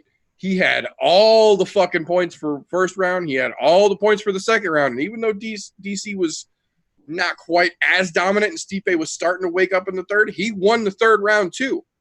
The difference is when Stipe came back to work in round 4 and started fighting intelligently and found that fucking left body shot and started working that shit like it was his fucking job, we all saw that there are still very many holes in DC's game, much like some of us have been saying. And even though he is the daddest man on the planet, he's not the baddest man on the planet. That, ladies and gentlemen, is Stipe fucking Miocic. Happy belated birthday, sir. Yes, sir. My thoughts exactly. Look, I'm not gonna lie. Rounds 1, 2, and 3, I was getting a little fucking worried. I was getting really worried because I had Stipe all fucking day on this fight. I don't know what took him so long to goddamn wake up during that fight. So my hat completely off the DC on this one. As much as I don't like him as a person, he fought fantastically up until that 4th round. But on the other side of that, Stipe looked like shit for rounds 1, 2, and 3. I'll say it. He looked like straight dog shit, which for him, that's not his MO. Normally, he looks a lot better. However, when he found that liver shot was all it fucking took. Look, I'll say this here. If you guys don't know, a liver shot will shut your whole goddamn body down. Every fucking time that you get hit in the liver, it might not be a KO, but it kind of fucking gets your body to just kind of gurk out for a moment. In fact, if you want a good breakdown on what it actually does when you get a liver shot, go watch Joe Rogan's podcast that he just had here recently talking about the liver shot. There's a little 5-minute segment. There's a specific clip talking about him that's floating out there. off of the JRE, but it literally shut your body down. And he was continually hitting that same liver spot. And look, when that started happening, I turned the volume up on the TV because I wanted to hear it. Those were some of the crispest thuds I have ever fucking heard to a body shot. Oh yeah. And DC, total fucking game face. I'll give him that. That shit had to have hurt. There was a reason why you didn't see him really fight back after that. It was locking his body up, but he had a game face on of, I'm not going to let this get to me or let you see that I'm hurt. So my hat's off to him for that. But, dude, once he found that hole, he exploited it and beat the brakes off it. Look, it doesn't matter how ripped you are, how shredded. A liver shot will shut anybody down. Look at fucking, which fight was it where Donald Cerrone got liver kicked? Fucking straight to fucking... Yeah, shut him down. Shut him down. Right down to the ground. Done. Doesn't matter how you are. You can have dad bod. Mike Perry's last fight, not this last weekend where he got his nose fucking rearranged, but the one previous to that, he got caught with a liver shot, and you saw him in the fight try and keep the poker face, and you saw his actual face go from poker face to, oh my God, and then he hit the fucking ground because the liver shot ends your fucking night, whether you wanted to or not. And this is my prime example about this liver shot. DC, king of dad bodies. Most overpaid dad body in the world, probably right now. Mike Perry, fucking can't stand that guy either. But he's ripped up. I'll give him that. When he fights, he's fucking ripped up. And take them both out. Why? Because the liver is a very delicate organ. That shit will fuck you up and shut your entire body down. And it was a thing of beauty to watch Stipe find that finally and wake up from his funk and then completely just thud, thud, thud. There had to have been like a half a dozen or more of those liver shots until DC finally clapped up against the fence and Stipe went to town finishing him off. And then promptly with the worst fucking river dance I've ever seen in my goddamn life. But either way, we're here, there, and he does deserve a belated happy birthday. Speaking of which, if you want to see him on his birthday, you can go over to Chael Sonnen's channel, Bad Guy Inc., and catch him on there because he was on there as well. Well, he was playing fucking video games because I watched this interview that he was doing with Chael, and you could see him. He was sitting there doing this number, looking up away from the camera at his fucking game. You could see his head wasn't really in the interview because he was playing video games. Can't blame him. Time to recover and play video games. Get it, Stipe. You deserved every minute of that. Enjoy it. And I'm glad he's back on top. Fucking fantastic evening of fights. There was not a letdown on this card, in my opinion. Every one of the fighters came to fight, and we had probably one of the better cards that we've had all year as far as each individual fight was concerned.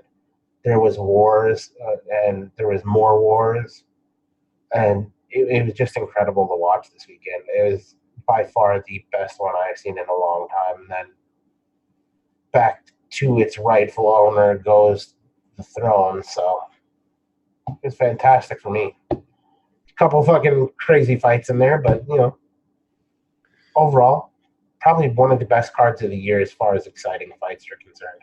Right. Absolutely.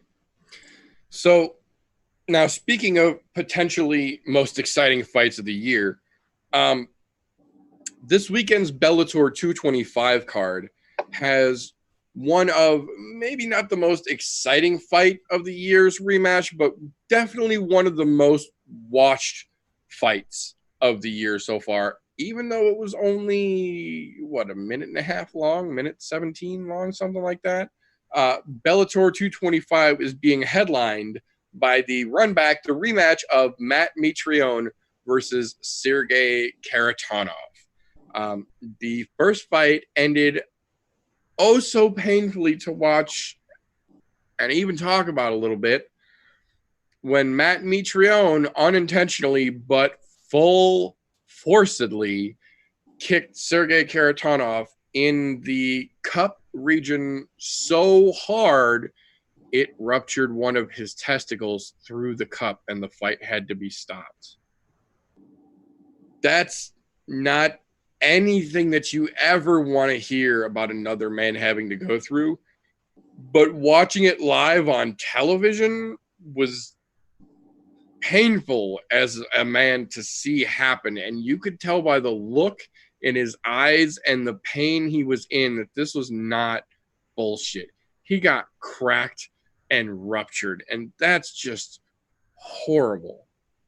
That being said, Matt Mitrione immediately came out and said that he would not take another fight. He would wait for Kharitonov to heal up and run that back before he did anything else. And true to his fucking word, here we are this weekend talking about that fight being run back. And even though it's been a little bit of time and there isn't necessarily a whole lot of hype behind it, I feel that there should be, because Matt Mitrione, while maybe not the springest chicken in the flock, is still absolutely a very dangerous fighter. And the same is exactly true with Sergey Kharitonov. He's not an up-and-coming 20-something-year-old looking to make his way through the world of MMA. He's another well-traveled, well-rounded, seasoned fighter in what we like to refer to as the back nine of his career. He's not looking for a title. He's not trying to win a fucking belt. He's just here to prove that he can still do this, and he can still hang with guys on the level of Matt Mitrione and earn his fucking keep. And I think it's legitimately going to be a pretty goddamn good performance. Now, that being said, Bellator, following right along in the footsteps of UFC, even though they are putting out some great fights, they're also dealing with a lot of fluff in between those great fights. And this weekend's upcoming card is no exception here. I have no notes on these fights. We are going to wing straight off the top here. I have got Bellator.com pulled up. We are looking directly at the fight card. And like I said, there is some filler, but there are a couple here that I want to make a point to stop and talk about real quick. First and foremost, the one that has got probably the most attention on this card overall that I have seen so far, Conor Gracie versus Oscar Vera. This is, I believe he makes the 7th active Gracie in the world of MMA right now competing. He is Royce's son and one of the younger of the Gracies coming up. But one of the reasons we haven't really heard a lot about Conor Gracie in the MMA world is because, much like his father, he spends more of his time these days doing shooting competitions than he does MMA for the most part. He and his father are both legitimate world caliber marksmen as well as Gracie jiu-jitsu practitioners, which equally as impressive in a world stage here. This is going to be an interesting fight to watch because this is the next level, the next iteration of the Gracie legacy coming in.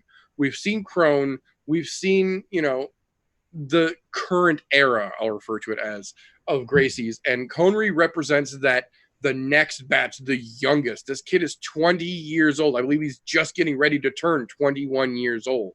He is still, for all intents and purposes, a baby in terms of MMA in the fighting world, but he's a Gracie, and he's eaten his oats, and he is ready to test himself, and he makes the 3rd Gracie to go after poor Oscar Vera here. So, if nothing else, his namesake and his resume gives him enough to be watch-worthy, in my opinion, for this weekend's card coming up. Yeah, that's about all I can say to that one. That's what makes that fight watch-worthy, is just to see what the next iteration does. And you're right, he spends a lot more time shooting than they do fucking fighting. But that was a big thing that his father, after shutting his career down, really got heavily into even during his career, because moving from Brazil to the United States with more open gun laws, albeit they live in California, he still went out, and that's one of his favorite things to do, go shoot targets. And what do you do with your kids? You bring them up in these things you enjoy, because you want to have them to pass along what you enjoy to them. And so it makes sense. But he also enjoys jiu-jitsu. So, of course, his dad is going to teach him that. So that kid's been doing this shit since he's been in diapers. Kieran fucking T. Do I know shit about his fucking stand-up game? No. Do I know anything else about him? No. I know just enough about him and his family to be dangerous. Not enough to get myself out of danger. So, well, and that's the whole point of the show, though, is that we might not be experts, but we know more than the general consensus. And I think at least what we're trying to do here is make things like this a little more palatable for the average casual, things that they might not have heard about, things that they might not be aware of. This is something that the average casual needs to start picking up and paying attention to. well, and this is the other kicker with this fight specifically. They need to watch just to see what type of new Gracie this is going to be. Is this going to be one that heavily relies on their jiu-jitsu, or is he one that wants to go in there and bang? Is he that new breed that, to be honest, I've been waiting for of Gracie's? I want to see a Gracie that wants to come in and bang. But if they have to use their jiu-jitsu, they're going to make somebody look stupid because they have it. Yep. But we haven't seen that yet. A lot of the Gracies that have been out here lately, still banking on the jiu-jitsu. Don't get me wrong. The jiu-jitsu game's phenomenal. I know. I got to train with the Gracies at one point. And they make people look fucking horrible. But it'll be interesting to watch. I'll definitely be tuning in this weekend and not missing that because there's no UFC this weekend. Not gonna lie, I'm a bigger UFC head than I am Bellator, but Bellator's been making some moves to where it's hard not to watch. It's even like watching PFL. I'll go back and watch PFL lately because PFL's been making moves. Yep, so, absolutely. But definitely, if there's one of the fights on here that you do want to go in and catch, this is going to be one of them because you're going to learn a lot about them, and you're going to learn a lot about them quick. What is this young cat going to do? And I did just double check. You were off on age. He turns 20. He just turned 22. He's born in 97.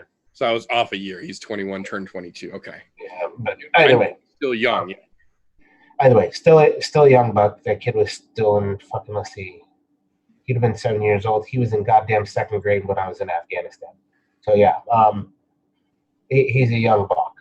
It's fun to see these young guys come in and see what they can do, especially when you're coming from that type of pedigree. So it'll be interesting to say the least. Oh, I'm just excited to see what he does, being as he is Hoyce's son, because to be honest, I know your dad's training you, at least as far as the fucking jiu-jitsu aspect of MMA is concerned. But who's doing your boxing? Who's doing all of your stand-up work? Who's doing your wrestling? That's what I want to see. How have you progressed in those? Were you training all of those all the time? Was this always your end goal to fight professionally? Or is it just kind of something that's a family business, so that's what you got into? Right. Because if it's something he wanted to do, I'm sure he's got to stand up for it, but we'll see come fucking Saturday. Right, we'll find out. Yep. It'll be interesting. That's all I got to say about that. Well, and then that'll bring us to the next fight and it's not even so much really the fight that I want to mention here. I mentioned the fight because of the fighter here. I'm talking about Micah Terrell versus Sabah Hamasi. Now, if that name sounds familiar, it should. We first got introduced to Sabah Hamasi during UFC's Ultimate Fighter Season 21, AKA versus the Black Zillions. Sabah Hamasi was representing AKA. Not in the best light, though. He got immediately defeated by Carrington Banks in his very first match and then was kind of a cheerleader for the rest of the season, but had done enough work to impress Dana so much that Dana still gave him a contract afterwards. The problem with that was that when he came to the UFC, he was greeted in his UFC debut by none other than the Dirty Bird himself, Tim Means, who promptly and definitively TKO'd Sabah's happy ass. To be fair, Dirty Bird is no easy target for anybody to come in and make your debut against. So the next fight, they give him Abdul Razak Al Hassan. A mouthful of a name, but a hell of a fighter nonetheless. The first fight, Hamasi was not winning. Al Hassan was absolutely starting to ground and pound the shit out of him, but there was a controversial stoppage. There was no outs. They were still fighting. It was a bad stoppage. So to be fair, Al Hassan said, you don't feel it was a good fight. I don't feel it was a good fight. Let's just run it back. And that's exactly what they did. 3 months later, the rematch went on. The problem was, in the rematch, Al Hassan definitively knocked the fuck out Sabah Hamasi with punches in the first fucking round. In 3 minutes in the first round. So it was not a fluke. And Dana definitively said, you know what? Maybe this wasn't such a good idea, and cut him loose, free to the winds of change. Where he wandered right in and was found a new home over here at Bellator. And I'm very curious to see how Sabah is going to make his debut over here in Bellator now that he's had a little time off, because that was 3 brutal stoppages in a row. Granted, the second one in the middle was a little controversial. He was still losing. It was a controversial stoppage, but he was still losing and technically lost that fight based on the stoppage. But then Al Hassan knocked him the fuck out in the rematch, and the Dirty Bird put him the fuck down in his debut. So he's got 3 bad PTSD-esque lost memories in a row coming out of the UFC and now coming over to his debut in Bellator. And I'm very concerned with how he's going to bounce back, because if he comes in here and just gets his ass flatlined right away early on in his Bellator debut, that might be the end of his professional mixed martial arts career. Realistically, I don't care what you did before. I don't care what your accreditations on your resume are before you got to the highest level of the game.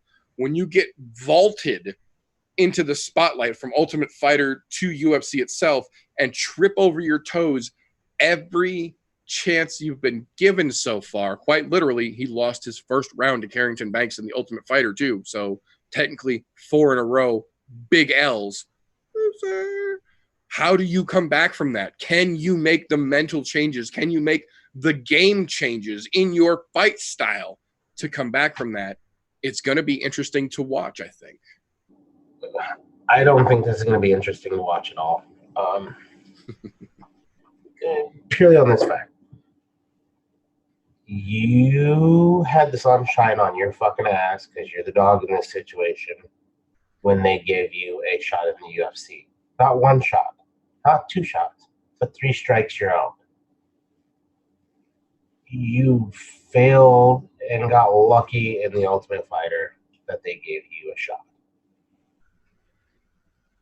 You shouldn't have been. I really don't think that he should have ever gotten a shot in the UFC in the first place.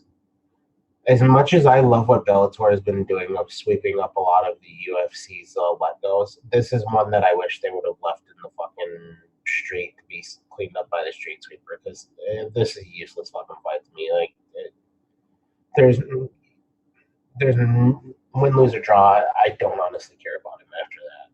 To see him not even put up a fight in any of the fights that he was in for the UFC against soup cans. Well, wait a minute. No. Let me rephrase that. Tim means not a soup can. But either way, it was people that were not in the highest points in their career, back niners, guys that were still upcoming. Either way, it's a bad look. And for Bellator, sometimes you got to leave the trash in the trash can, Bellator. That's all I'm saying. I don't think he wins this fight, and I don't even know shit about his opponent. It just, look, you can't put the shit together when it really matters. What makes me think that you're going to pull your fucking head out of your ass? No. Not worth my time hitting the skip button on this one. I can understand that. I'm more curious for a scientific point of view than a fan point of view on this one here.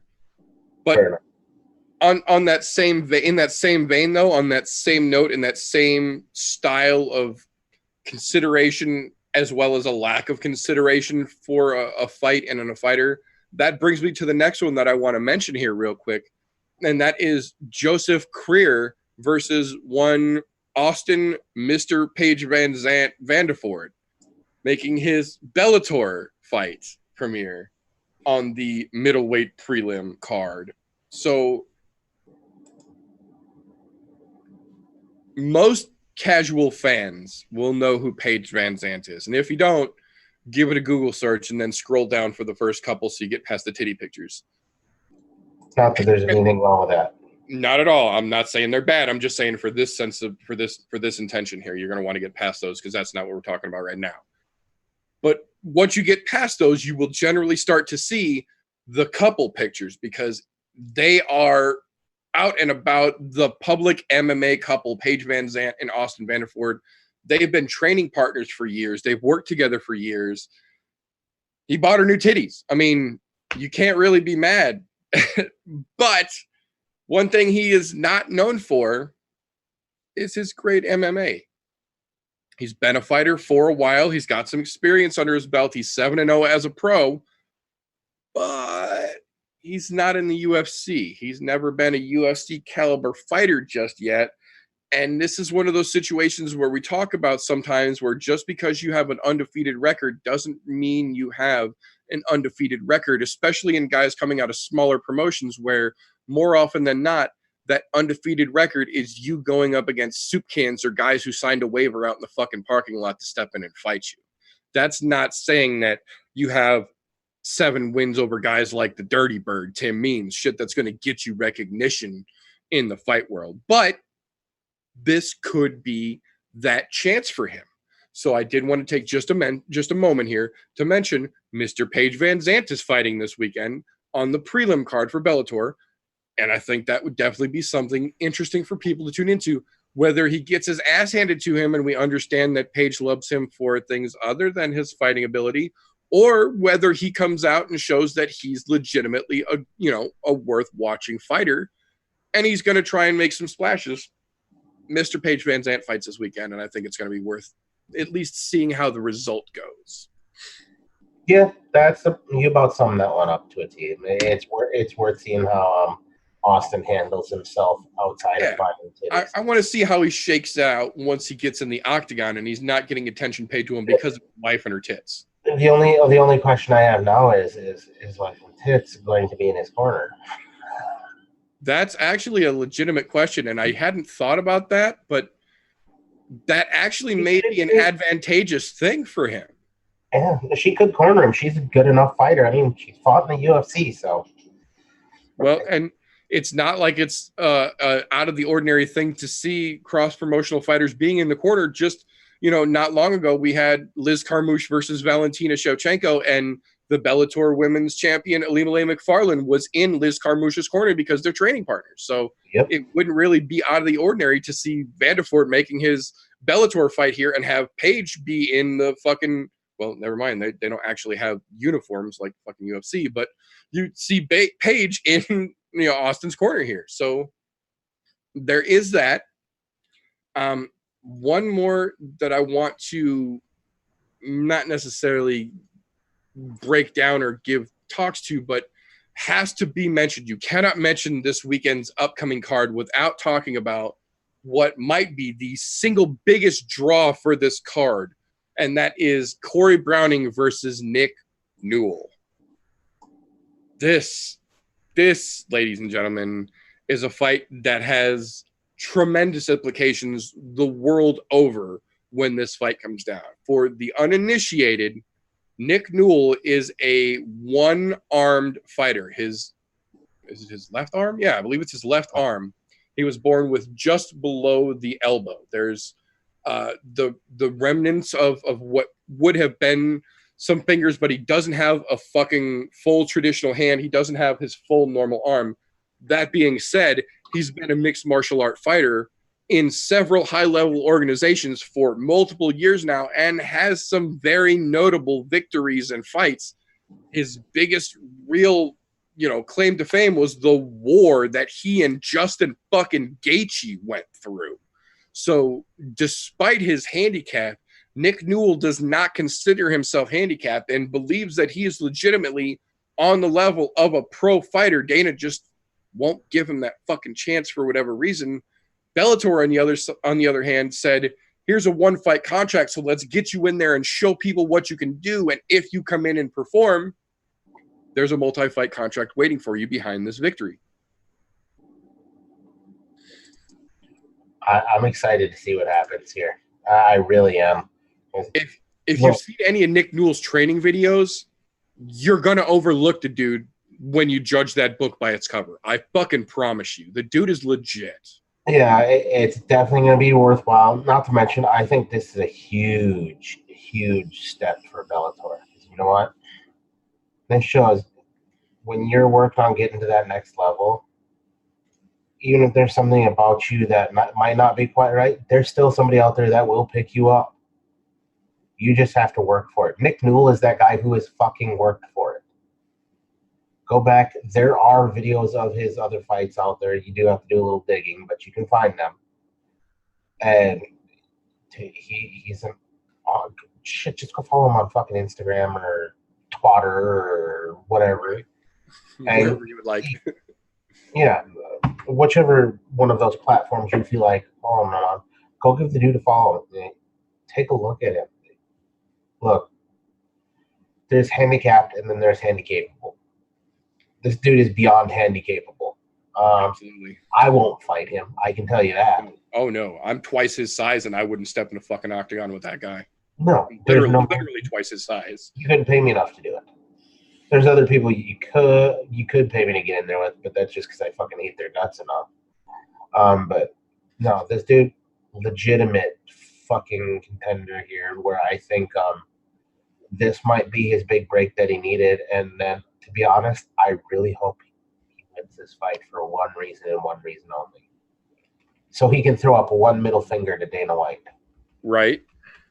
Only because he only has one. I would say two, but maybe he'll have to kick off a fucking shoe or something to do that. But anyway, I think it's definitely interesting, and my hat's off to Corey Browning for taking the fight. There's a lot of fighters out there that probably would be like, yeah, no, I don't want to fight somebody who's missing a part of a limb because it looks bad for me. So my hat's off to him. And Corey, be prepared for a fucking war. The dude's coming to fight. Oh yeah, no, this ain't gonna be a fucking easy fight by any stretch of the imagination. This is gonna be a fucking full out brawl. He knows how to use that elbow on the one side. Oh, he could fucking use that thing for leverage, and he will choke a bitch out. You better fucking believe. He might not have a full arm to put underneath your chin, but that arm is enough there for him to get fucking leverage and lock on and fucking crank down in your goddamn neck. Go watch his highlight reel. Several dudes have ended that way. I'm saying it's going to be interesting to see. I honestly hope he wins this, just to show that it is possible for anybody out there who is trying to get to that next level.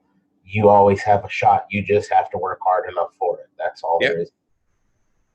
Well, that and Nick Newell outside of the octagon is a great fucking dude. He donates a lot of his time to motivational speaking, to teaching other people with similar situations, to trying to be the inspiration that he legitimately is to a lot of people. And on top of that, he's married now with a brand new fucking baby boy. And I tell you what, that man deserves the ability to provide for that child doing what he loves, because he is on that fucking level, in my opinion.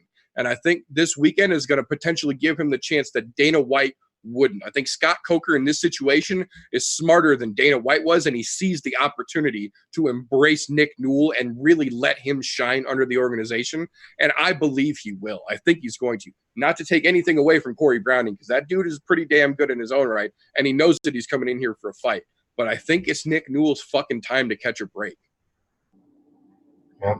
And it's going to be fucking fantastic to watch. So if you're anywhere near a Bellator fucking viewing, sit down and watch. Enjoy it. Yeah. So just two more fights I want to talk about here real quick, and then we're going to let you guys go. We've held you hostage long enough. I'm not going to break down the full main card, because this is another one of the situations like we were talking about. There's a lot of flow. But there are two fights that you absolutely, bare minimum, need to pay attention to, in my opinion, if you're going to skip around and pick and choose what you're watching. The first of those two fights is the co-main event Saturday night, and that is Vitaly Minakov versus Javi Ayala. They call Javi Ayala the legend killer for a fucking reason. This is a young kid, heavyweight young kid, who is taking out some OGs in the fucking game. And this is going to be two big men. Vitaly just coming off his first fucking loss. This is going to be a real chance to see some of the heavyweight caliber wrestlers fighters that aren't Ryan fucking Bader over in Bellator, because Bellator has a legitimate heavyweight class. They also have Czech Congo and Ryan fucking Bader here, neither one of which I feel even belong in the sport, let alone at the top level of the fucking sport. Granted, it's not the UFC, but still. These two gentlemen, I feel, are going to put on a hell of a performance Saturday night. Javi, if you don't know, go look up Javi Ayala's fucking highlight reel, because that dude has shocked some big-name dudes in a very dominant and definitive fashion, rather, here. Vitaly coming off his first loss, 20-1 now. It's going to be interesting to see how he's got his head back together after his first loss, coming into a guy who's known for taking out guys in that exact position. That's going to be a bang-on war, to be honest. I think that can end up being going one of two ways. I really think somebody's going to sleep in that fight. Yeah, I agree. I don't think that fight sees a judge's decision here. I think between the two of those boys, somebody goes to sleep for sure. That's going to be a hell of a slobber knocker as a co-main event. That's for sure. Yep. That fight right there makes the card worth tuning into as well. Absolutely. That has highlight reel written all over it, and not to see how does somebody come back from their first loss. Especially when they're 20-0 when they get their first loss. Like, that's pretty deep into your fucking MMA career.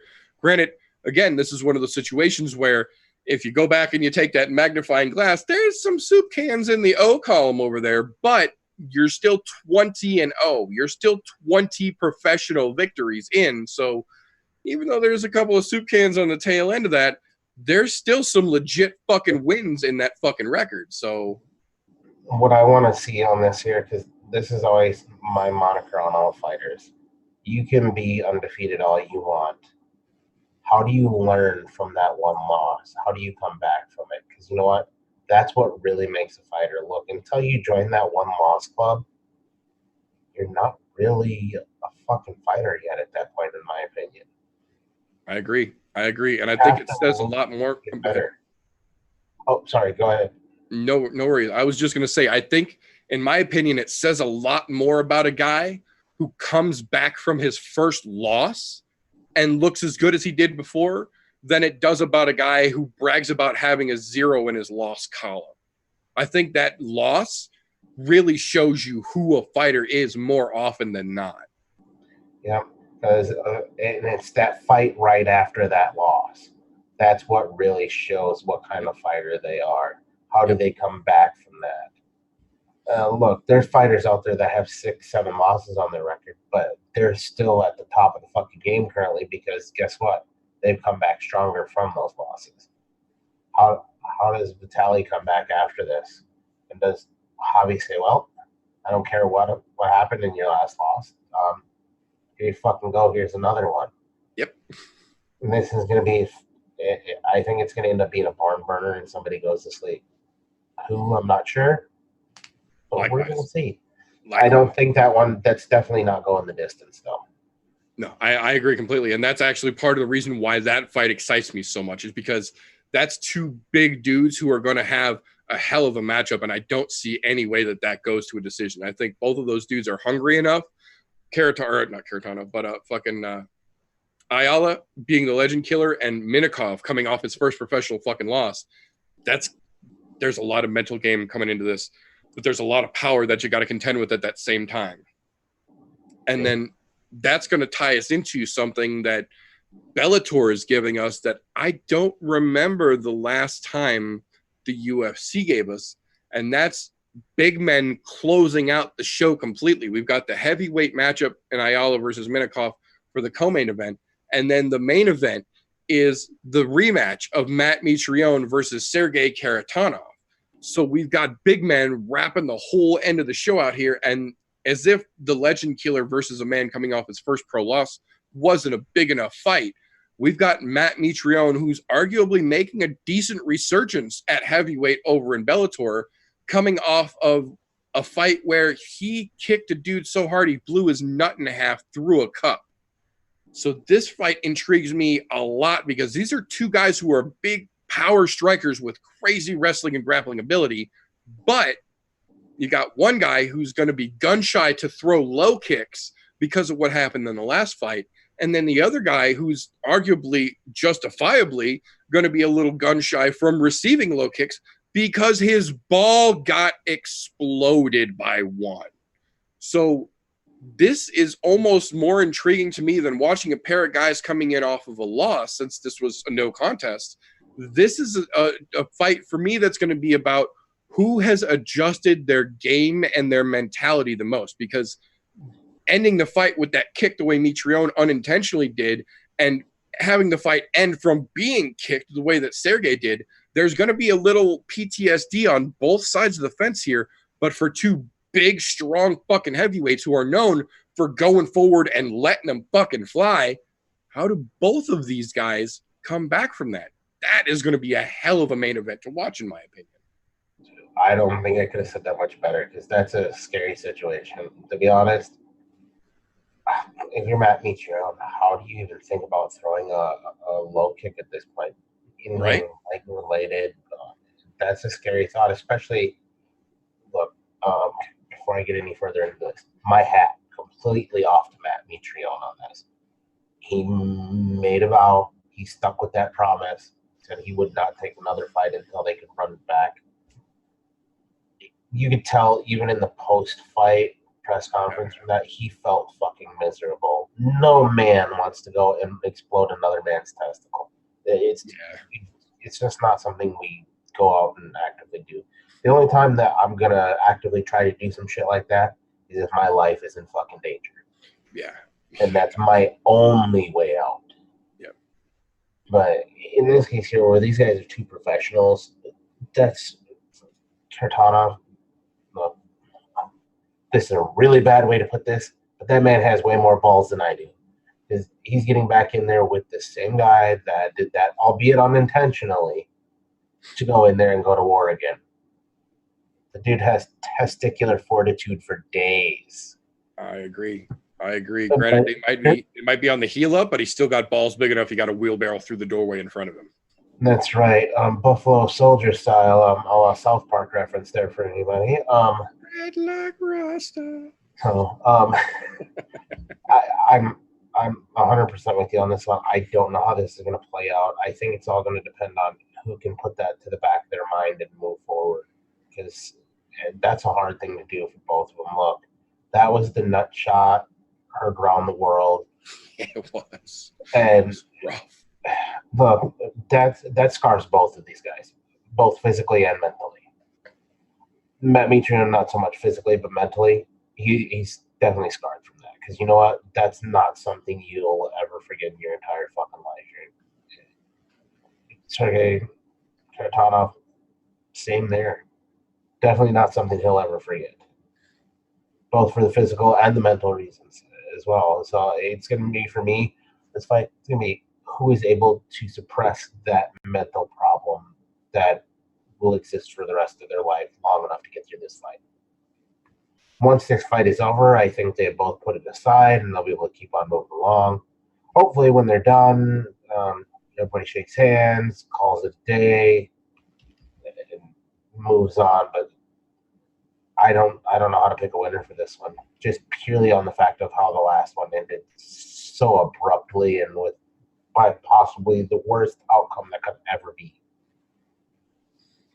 I agree. It'll definitely be interesting to watch, just purely on the mental aspect of things.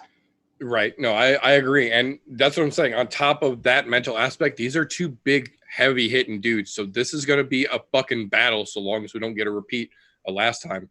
And we're coming for a main event of heavyweight dudes, following up a co-main event of heavyweight dudes. There's a lot of potential fireworks to go down this Saturday on Bellator. So if you're not going to be doing anything on Saturday night, Bellator 225 is a damn good alternative for people to tune into, I think. Fucking A right it is. But that brings us to the bottom of the list, to the last of the things we've got to talk about. So we're going to go ahead and wrap it up and get the fuck out of here and let you folks go on about your Thursday evening. Before we do that, though, I would like to take a moment here. First and foremost, Thank you, sir, for having the time on a Thursday night to come out here and talk some shit, recap last weekend's nonsense, and give your thoughts on this week's nonsense. If somebody decides they want to have a little conversation about what the MMA scene in Green Bay is like right now, how are they going to be able to get a hold of you, TJ? Fucking muted. There we go. I'm unmuted. We're good. Wednesday nights, 9:30 Central Time, right here on the YouTube. You can find me right here. Golf T Vapes, all one word. Otherwise, I'm on the Instagrams, not very often, but I do check the DMs on there. Don't see me post a lot, but if you shoot me a message, I will gladly get back to you. Yeah, you'll find me when you find me. I'm glad to be here. And sorry I missed last week, but had to take some time for the little things, and sometimes it's way more important than coming on and doing YouTube. No offense, but Hey, family and friends, gotta make time for them sometimes. I completely understand, and much as we might have missed you on the panel here, it's definitely understandable the reason that you missed. Oh, and I have one other thing before I forget.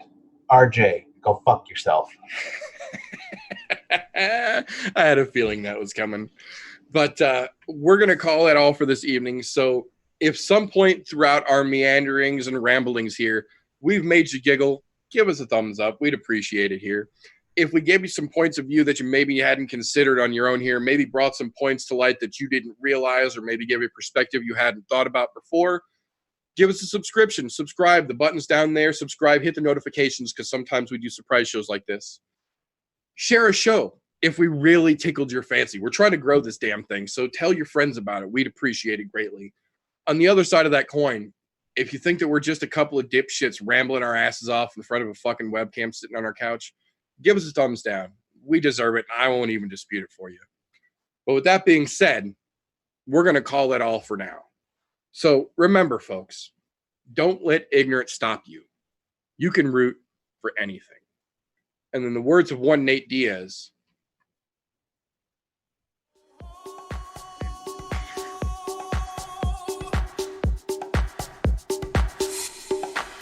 everybody was kung fu fighting. Those kids were fast as lightning. In fact, it was a little bit frightening, but they fought with expert timing. There were funky Chinamen from funky Chinatown. They were chopping them up, they were chopping them down. It's an ancient Chinese art, and everybody knew their part. From a fainting to a slip, kicking from